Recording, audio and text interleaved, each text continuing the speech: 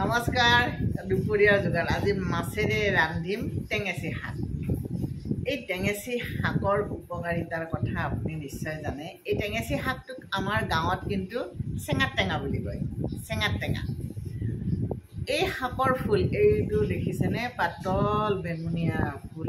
ইয়াত মানে ফুলৰ প্ৰায় 4 প্ৰকাৰমানৰ ফুলৰ মানে ৰং হয় দেই।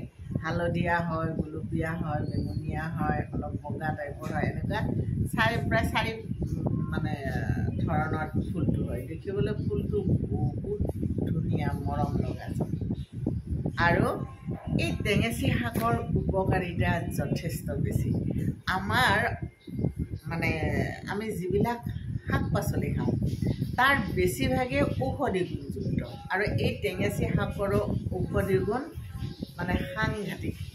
টেঙেচি শাক খালে অভোগ দূৰ হয়, মানে ভোক নলগা যেতিয়া হয় টেঙেচি শাকৰ জোল খালে সেই অভোগ নাইকিয়া হৈ যায়। টেঙেচি শাক গ্ৰহণী বেমাৰৰ কাৰণে ভাল। তেজত শৰ্কৰা মানে নিয়ন্ত্ৰণত ৰাখে টেঙেচি শাকে। টেঙেচি শাকৰ ৰস খৰত লগালে, খৰ খজুৱতি হ'লে তাত লগালে ভাল হয়। টেঙেচি শাকৰ ৰস চিকাই যদি কামুৰে টেঙেচি শাকৰ ৰস দিলে ভাল হয়। এই টেঙেচিৰে কাঁহ পিতলৰ বাচন ধুলে চকচকীয়া হয়। মানে টেঙেচি শাকৰ ঔষধি গুণে হওক, টেঙেচি শাকৰ ব্যৱহাৰিক গুণে হওক যথেষ্ট বেছি।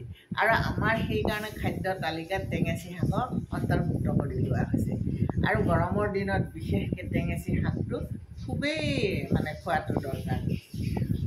আনহাতে টেঙেচি শাকক মানে আমাৰ গাঁও অঞ্চলৰ প্ৰায় মানুহৰ ঘৰে ঘৰে, আমি আকৌ গুৱাহাটীত টাবতে ৰুই থৈ দিছোঁ টেঙেচি শাক।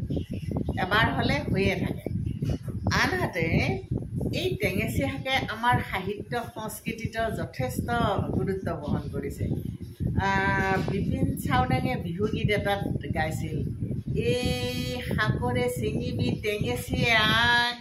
মনত আছেনে নাই আপোনালোকৰ? আকৌ আমাৰ গাঁওবিলাকত যে খিচা গীত গায় বিহু আদিত, মানে বিয়া সবাহত আদিত যদি খিচা গীত গায় তেতিয়া এনেকুৱা ধৰণৰ এটা গীত আছে, চেঙা টেঙাৰ পাতে তোৰ মায়েক ধুইলা হাতে গান গাবা মাতে, চেঙা টেঙাৰ পাতে। এইবিলাক আমাৰ নলবাৰী অঞ্চলত চলা চেঙা টেঙাৰ পাতক লৈ খিচা গীত আছে। গতিকে এনেধৰণৰ সাহিত্য সংস্কৃতিটো আমাৰ এই চেঙা টেঙাৰ পাতে, এই আমাৰ টেঙেচি শাকে এক গুৰুত্বপূৰ্ণ ভূমিকা গ্ৰহণ কৰিছে। এইটো বৰ চেঙা দেই। আমাৰ বৰ চেঙা হৈছে, সৰু চেঙাও আছে। মানে চেঙা টেঙাত আমাৰ ঘৰত 2 প্ৰকাৰৰ আছে, ডাঙৰ আৰু সৰু। বৰ আৰু সৰু বুলি কোৱা হয়। গতিকে আজি চেঙা টেঙাৰ এইখিনি কথাকে ক'লোঁ। ৰন্ধন প্ৰণালীটো আপোনালোকে দেখাই পাই আছে। এইটো মানে একদম চিম্পুল। মই এতিয়া বইল কৰি ল'ম, লৈ ধুনীয়াকৈ মাছৰ লগত বনাম। আপোনালোকে চবে ৰন্ধা প্ৰণালীটো দিয়ে, মই যেনিবা ৰন্ধনটো নিদি ইয়াৰ গুণাগুণখিনি কৈ দিলোঁ। লাগি যাওঁ কামত এতিয়া।